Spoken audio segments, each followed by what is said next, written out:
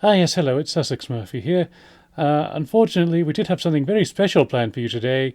You see, we've got another one of our brothers coming, Slugger Murphy. He's on his way here from Poland.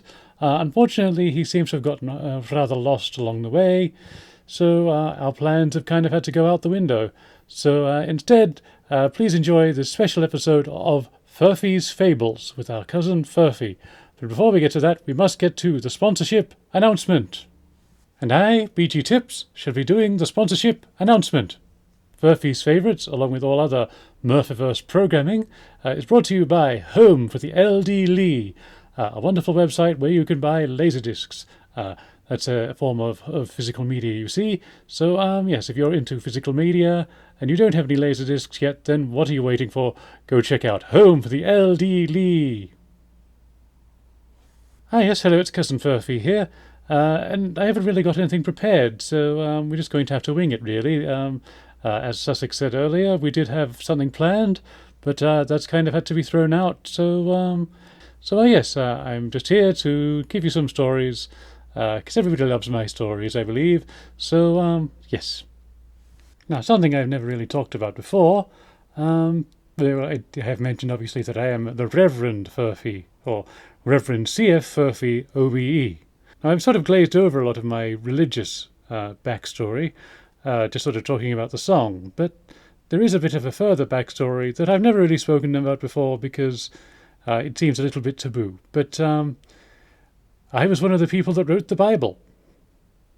And it is, and obviously this is a bit controversial to go into, which is why I tend to not talk about it, but it is true. But actually me writing the Bible, or part of the Bible, is true. The Bible itself is not. The closest it comes to reality is we did base it on a few people that did exist in that time period, in that area, but there is no actual Jesus Christ. Sorry. But yes, the main person we based it on was this chappie called Terry. And Terry was a good chap, but basically he's kind of what you would now call a doctor. Obviously they didn't have such a terminology in those days, and so he was, because he was able to heal people, yes, people sort of thought he was doing miracles, but really all it was he worked out that drinking water that had shit in it wasn't good for you. So, yes, basically he did help a lot of people, but yes, anyway, so I was working on that project a long time ago now, and most of my ideas unfortunately didn't make it in. I would present them to the main editors, and basically the idea was to preach peace, love, and harmony. But the two main editors didn't really agree with some of the things. They wanted to make it a bit more vague, so it could be up for interpretation. Whereas I was very much more in the camp of making it very much, obvious what it was about. So yes, they rejected a lot of my stories. I was able to sell a few later. A personal favourite of mine was when Jesus swallowed a puzzle piece and the man in the big yellow hat had to take him to the hospital. I was really proud of that one, and it had a lot of great moral lesson to it. But the editors didn't like that one, so I ended up selling it to someone else. And so yes, Curious George is basically Jesus.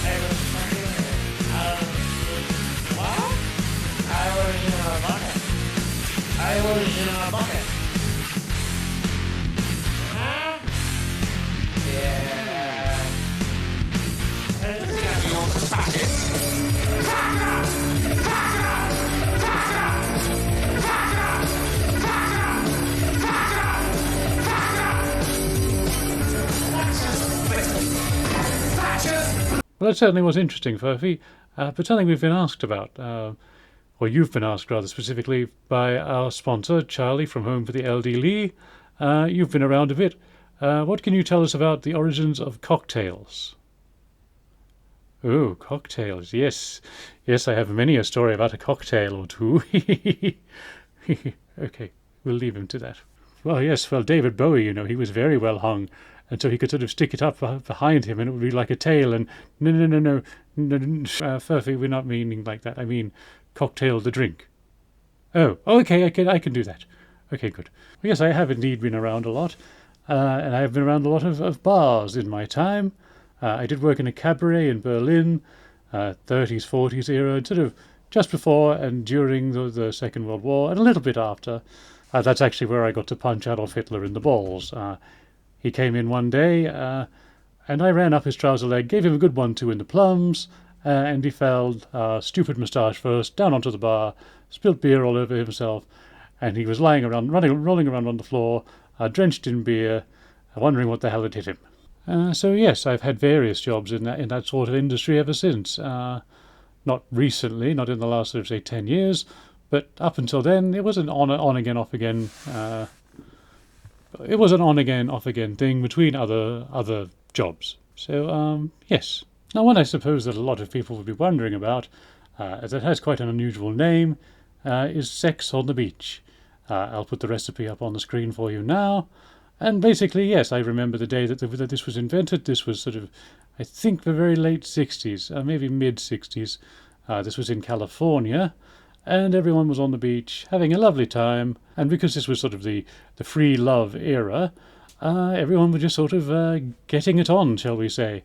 And yes, it was a rather unusual image of just seeing the beach sort of covered with all of these hippies just sort of going at it, really. It was Oh, it reminded me of some of Caligula's orgies, if you know what I mean. So anyway, everyone was a little bit thirsty, and we just sort of had these ingredients, which you've just seen up on the screen, and yes, the main thing being vodka, and we just sort of, oh, what can we do? And so we just sort of chucked it all together, and it became what we now know as sex on the beach. Now, one that's a bit more straightforward, a Long Island iced tea.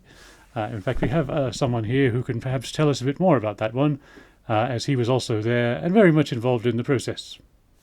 Yes, IBG Tips am indeed the inventor of what is now known as Long Island iced tea. So what it was a hot day. We wanted a refreshing drink, but we also wanted to have something with a little bit of alcohol in it. And so then it was actually in Ireland. It doesn't generally get very hot in Ireland, but it was hot on this particular day. I think it was 1950 something. No, it might have been earlier than that. I can't remember. It's the problem with living so long, You sort of, the years all sort of run into each other. But, Tessel. So yes, it was originally called an Irish iced tea. And then from Irish to Ireland to Long Island. Yes, so the recipe is obviously on the screen now. And yes, obviously me being obsessed with tea, it was always going to be something that involved tea. So yes, I just sort of made the tea, made it go cold, because I thought that would be nice and refreshing on a nice warm summer's day. And indeed it was, and it became rather popular, and then the Americans took it over, and, they commercialized it like they do everything, and I don't think their version is as good as that original iced tea, Irish iced tea that we made that first time, but yes, that's the story of that. Okay, Furphy, back to you. Well, thank you very much, BG Tips. So yes, he was very much involved with that. I was there. But that was mostly a him thing. Now, another unusually named one is the slippery nipple.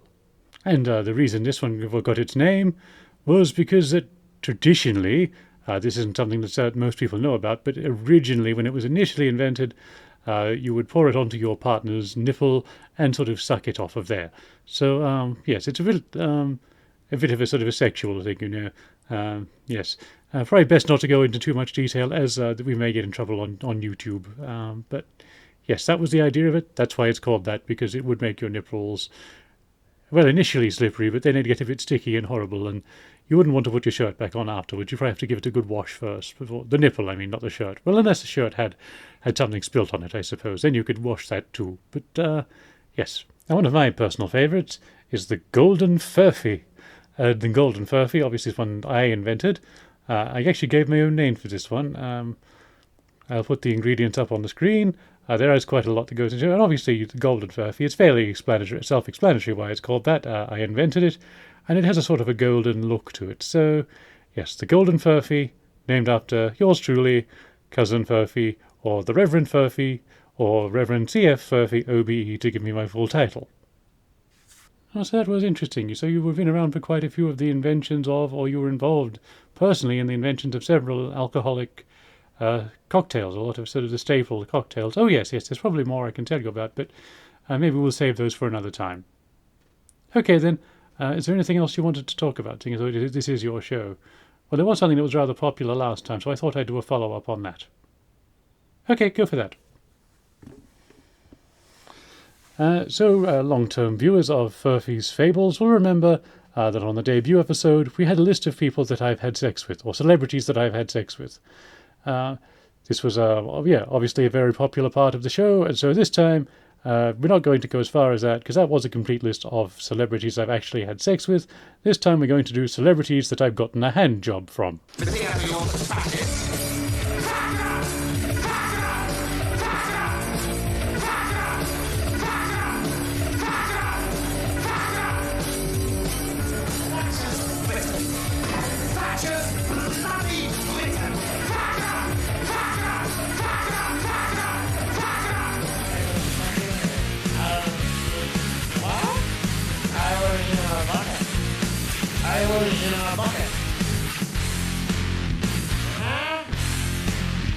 Furphy, are you sure about all this? I mean, we could probably get sued. Well, we didn't get sued last time, did we? Because you know why? Because everything I say is true.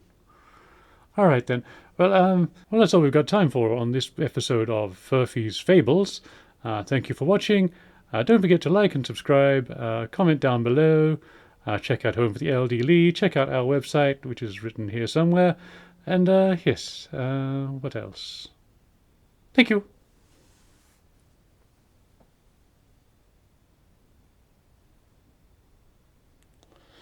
If you don't know, I'm the Furphy.